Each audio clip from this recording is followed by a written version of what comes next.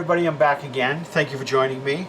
If you saw my easy and lightweight tote bag video, then you'll recognize this fabric, this old lady fabric, this dull, unexciting fabric. But this is the fabric that I have today to work with, so this is what I'm going to use.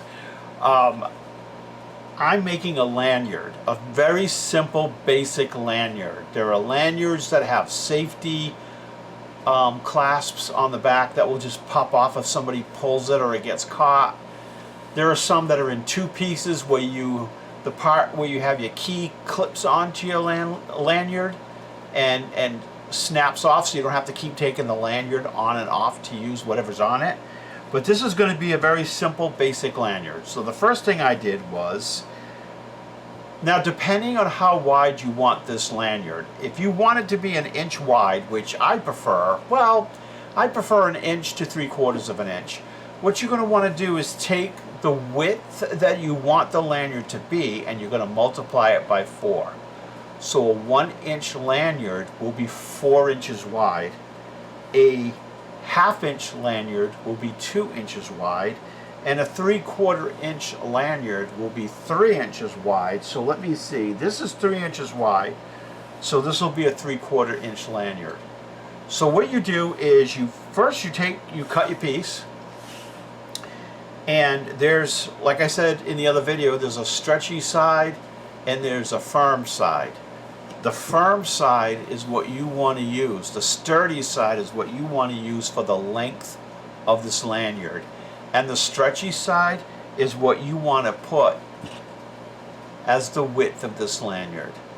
Because if you put the stretchy part this way, then instead of having a tight fabric, you're going to have a stretchy fabric, which will stretch out in time and end up being longer than what you actually designed it for. So take your fabric, cut it appropriately. This is 42 inches long, which is what I guess is the standard length from what I've seen. I've been making mine 40 inches long, but today I'll make this one 42 inches long. So what you'll do is, so this is 3 by 42. So you'll take it and you'll fold it in half. It's like we did with the handles on the tote bag. Then you'll open it up and you'll have a crease in the center. So you'll take this bottom part, fold it up to the crease, and iron. Then you'll take this top piece, fold it over to the center, and iron it. So you end up with these 3 creases. So what you do is you fold the 2 ends in, fold this over like this, and then you take the iron and you go along to put a nice crease in it. But make sure, as I said in the other video, make sure you take this open end and you match it up perfectly when you're ironing. That way it'll go through your machine perfectly. You won't have too many corrections to make. So what you're going to want to do is sew this open side first, put it through your machine, being careful to make sure that the edges meet up correctly. And then what you'll do is you'll run stitching down the other side. Now, it's not necessary to run stitches down the other side because that's a folded edge, but I like symmetry, so I like it if there's stitching down one side, then there has to be stitching down the other side, and that's how I do it. So before you can do that though, what you're going to have to do is I've got this piece of hardware here, and it's got a spinning lobster hook on it. So what I'll do is put it on. Now I'm not concerned whether it's right side up, upside down, it doesn't matter, because if this were upside down, I can just later twist the fabric and then it'll be fine. So then what you're going to want to do is you're going to want to take the 2 ends of the fabric, right? Make sure it's straight, make sure you don't twist it. Put the 2 ends together. Okay, this is an open end and this is an open end. So the folded ends are together and the open ends are together. And then you're just going to open these up so that they're right sides together.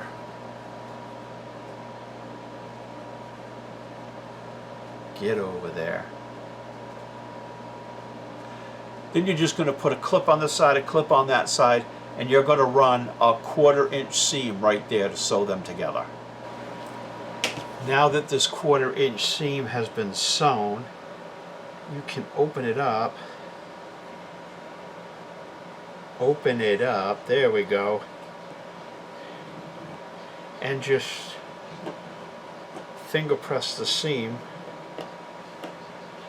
And then what you'll do is you'll close it, finger press it again on that side, finger press it on this side, fold it in half, and now you're ready to run it through the machine. So what I'll do is I'll run this through the machine and I'll be right back. Okay, I've run a seam along this end to close it up. Now this end's going to be a piece of cake because you've got nothing to match, whatever. You can just run through your machine.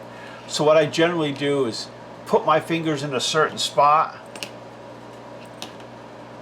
and I just let it run through my fingers as I just guide it up. I just keep my fingers in the same spot and just let it run through my fingers until it gets around to the other side.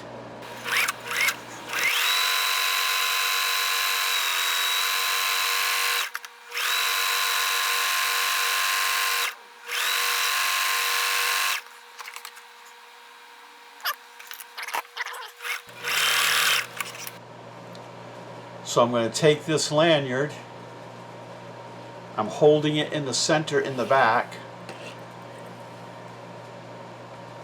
and that's where it needs to be sewn. And you do it however you're comfortable doing it on your machine. Let's see here. And so it's basically done. That's it. Bish, bish, bash, bosh, done.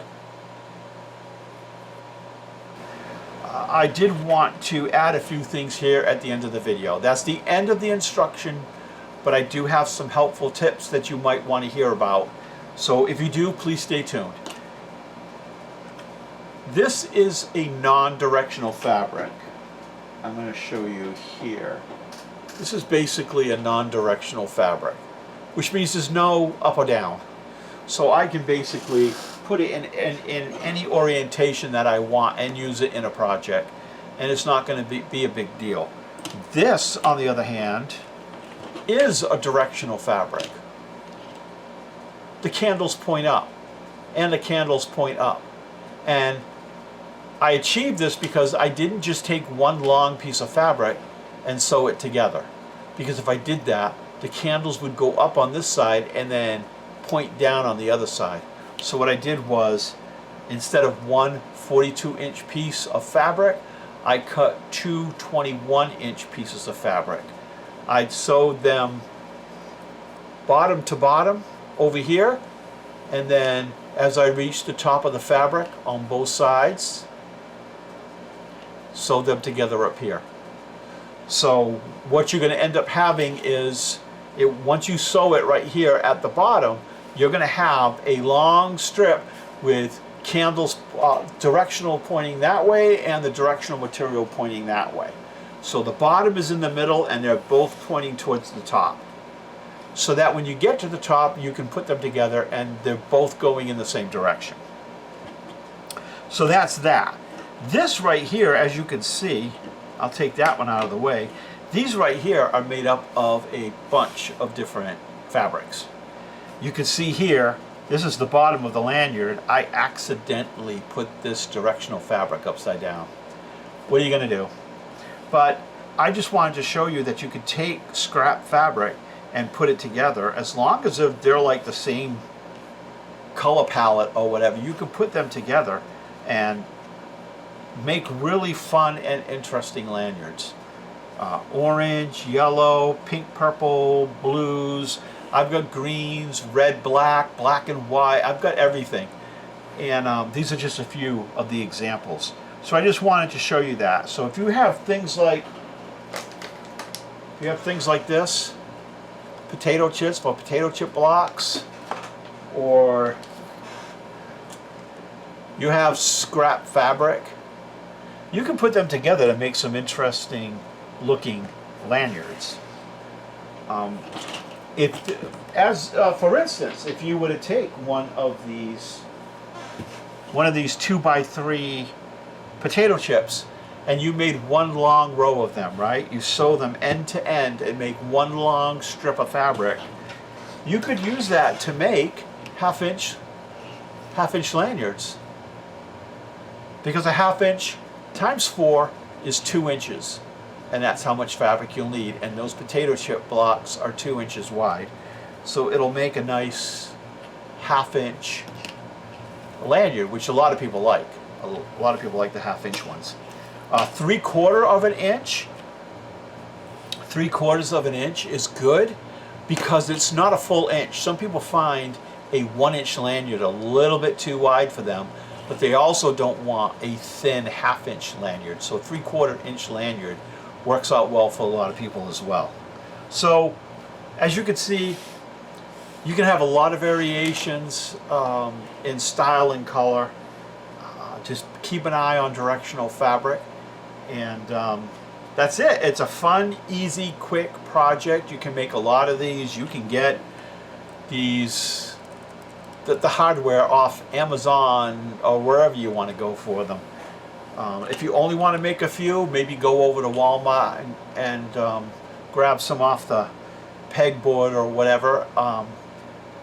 But if you want more, like 50, 100, 200, 500, you may want to go through Amazon. I'm not going to leave any links because I'm pretty sure you can find those for yourself. But if I do leave links, if I do decide to leave links, they'll be in the description below. So thank you for watching the video.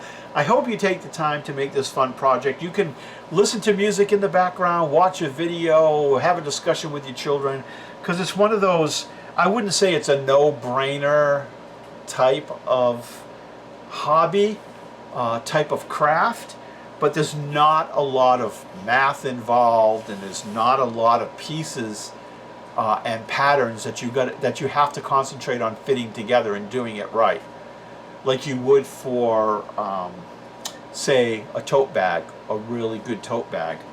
So please give this video a thumbs up if you liked it. Please check out the other content on my channel. Most of it's all Christian content. Every once in a while I post videos like this. And if you do subscribe, please click the notification bell and click all notifications so that every time I post a video, you'll be notified. Thanks a lot. God bless. I hope you come back. Bye-bye.